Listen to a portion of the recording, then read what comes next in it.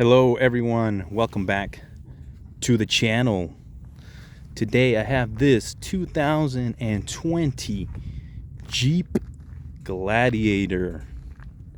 This is the Overland package. I've always wanted to get a hold of one of these because they look very interesting to me. And you all know I just sold that 2014 Tundra, so I'm kind of in the market for a new truck. So I thought I'd check this one out. All right, I'm not going to talk about the engine. Okay, let's keep it simple. There's only one engine. Okay, it's the V6 Pentastar, and to me that's a good thing. It keeps it simple, It does have keyless entry, so as long as you have the key in your pocket, you can't just push that button right here and it opens up. This is the automatic. It's an 8-speed automatic. Again, they kept a very simple powertrain. Either you have the manual, or in this case, the 8-speed automatic. Take a look at the interior here. Honestly,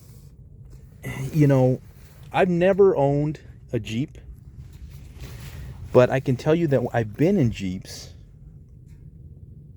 and they are just really going, further and further into luxury.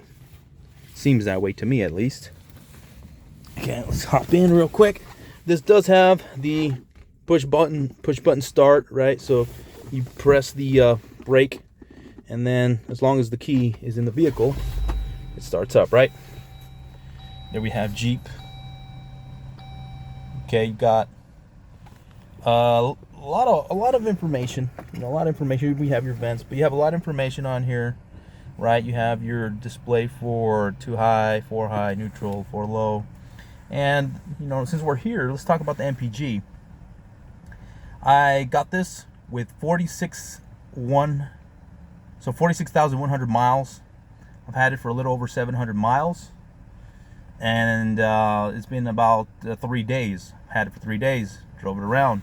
That's a lot of miles for 3 days. So the mileage has been pretty good. Now this does have the stop and start, technology, where the engine shuts off at the stop light, which is a good thing.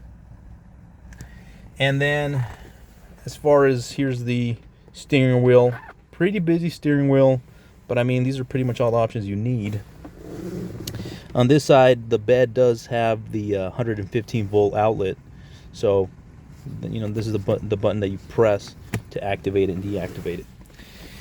Let's take a look at the infotainment system. But before that, I really like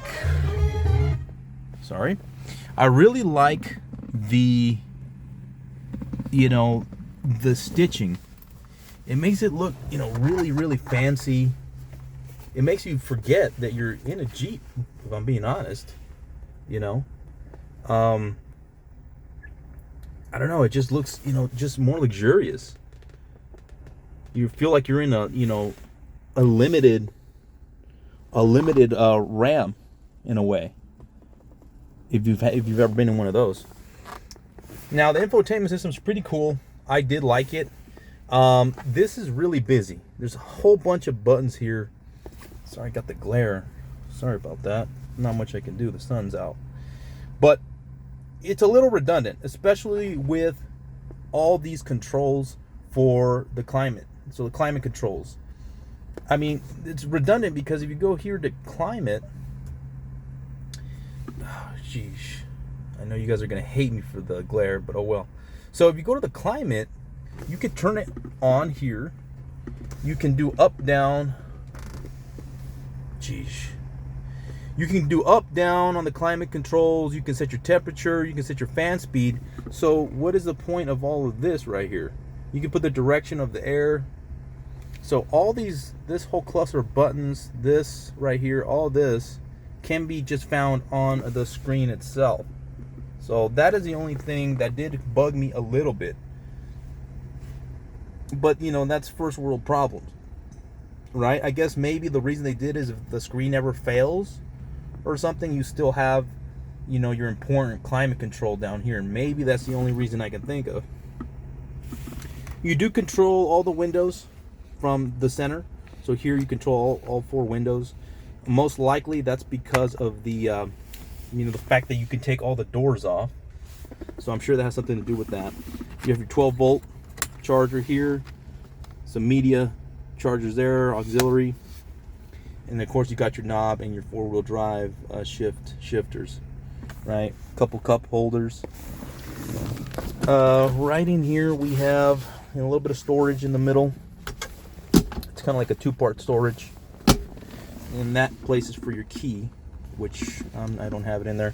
And then you have, of course, your you know, your additional storage in here. Not a lot of storage, okay? Not a lot. Same thing with these door panels. They just kind of have this, and that's about it. But you know, you're not buying this vehicle for the storage. I think we can all agree with that, right? Okay. So one other thing I wanted to mention. Man, it just looks so nice. One other thing I wanted to mention, let's go to the other side, is that people have been giving this, you know, mid-sized truck a hard time because they say that there's not enough room, okay? There's not enough leg room. So I'm 6'2", I'm 240 pounds, and the average man in America is under 6 foot. So, you know, give me a break. I used to have a Silverado 1500 and a Toyota Tundra, you know, 1794 edition. Those are full-size trucks, and I fit perfectly fine in that, and I fit perfectly fine in this for the last, you know, 3 days that I've had it. It's not a big deal. So I would disagree with people who are saying there's not enough leg room. Okay, I disagree with that 100%. Now, for the back seat,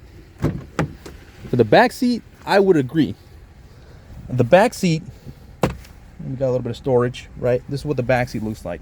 Yeah, if you're 6'2" or taller, maybe.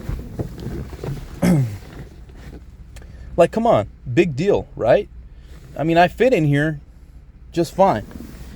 Couple cup holders. We got the windows up and down, which you can deactivate from the front there too as well.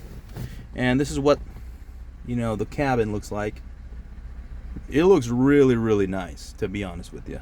I'm really impressed with the quality. And I don't know if you guys saw the mileage, but this truck has 46,000 miles on it. Nothing shakes, nothing rattles, nothing squeals, okay? You can't say that about all truck manufacturers, I know. So of course you got your, you know, heating and cooling, and then plenty of charging space, 115 volt outlet. And yeah, so yeah, this seat is all the way back, okay? So yeah, it's a mid-sized truck, guys. If you want to be 6'5", if you want to be 6'5" and fit in a mid-sized truck, you're you know, you're kind of dreaming. You should just get a full-size truck, man. Honestly, it's a mid-sized truck meant for a mid-size people, I guess, right? Does that make sense? I don't know, it just bugs me because I've seen multiple reviews on these and they say the same thing. This truck did have it does have front sensors, and it does have a rear camera. The bed is, you know, average. You're not getting this truck for the bed size. There's that outlet. You're not getting this truck for the bed size, let's put it that way. Okay, so let me see what else. Okay, so with that front seat all the way back, I can't. This is what that looks like. This seat is all the way back, guys. Okay, I'm 6'2", maybe 6'3" with boots on, because I got boots on.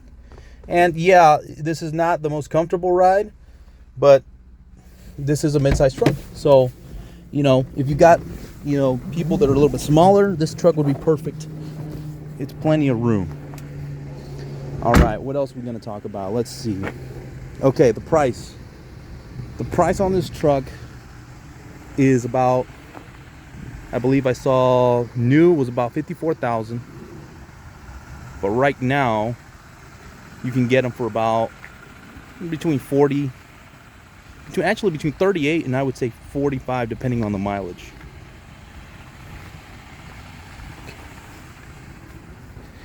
Okay, sit here in the passenger seat. Hate the glare. So here we see this one again has 46,000 miles, and it does not rattle, doesn't make any noise. The driving is okay. I'm yet to be in a Jeep that has a smooth ride, to be honest with you. They're all somewhat firm. There isn't very much body roll on the curves I was in, though. This is what the back looks like. That window's not power, okay? I know some people were talking about that. It's not a power window.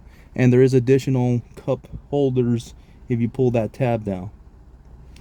And then for the price, again, you know all this can be taken off, right? Doors can come off, this can come off. Rarely does anybody do that. But I hear a lot of people bashing on the price for this particular truck. Price is relative, okay? This truck is not like other mid-sized trucks. I can tell you that right now. So the price is not gonna be like other mid-sized trucks. Does that make sense? So people keep I hear people keep saying that. Now, if I had 44,000, would I buy this truck? Probably not. But I can see why people would buy this truck. It's very capable. I took it off-roading, you know, in some desert landscaping, and it did great. Because it's mid-size, it can go into places you just cannot go in with a full-size truck. So if you want to be different, this truck is definitely different. Okay, it's definitely different. I do like it. I personally do like it. Am I gonna buy one? Probably not. But that's just me. Now, if you like the truck and you don't mind paying a little bit more than the average mid-sized truck, then go ahead. You know, too many naysayers out there talking about, oh, the thing's way overpriced. I guess maybe it's true, but if you got the money, then why not? That's how I think about it. Maybe I'm wrong. Y'all let me know what you think. And I think we pretty much covered this review. I don't like to go too in depth and, you know, make no 20-minute reviews. But essentially, this is the truck. We'll do one last round. Let me see what else. We talked about the sensors up front, right? If you're speeding, if you're getting close to the vehicle up front, it will give you an alert to brake so you don't crash into the person in case you're getting distracted. But that's pretty much it. Let me know what y'all think in the comment sections. Like and subscribe as always, and we will see you on the next one. Peace.